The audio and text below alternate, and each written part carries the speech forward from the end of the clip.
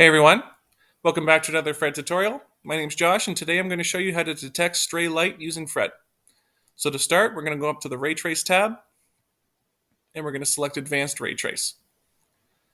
Once here, under Raytrace options, we're going to select Determine Ray Paths as well as Create/Use Ray History File.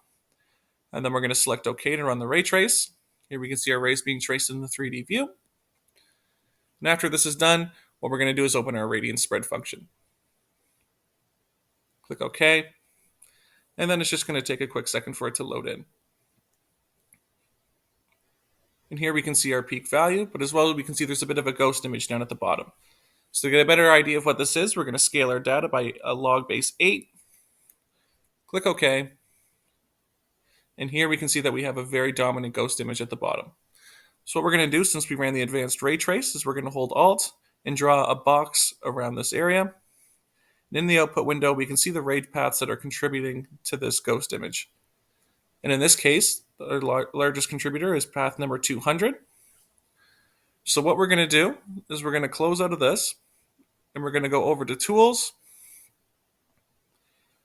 We're going to select Reports and we're going to go Ray Trace Paths. And then we're going to scroll all the way down to ray path number 200.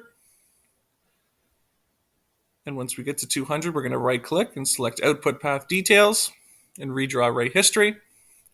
And here we can see the behavior of ray path 200. So as we can see, it's coming all the way through our system. It's reflecting off the last lens and then going all the way back, re-reflecting off the first lens, and then ending up at the bottom of our analysis surface, thus creating the ghost image. And there you go.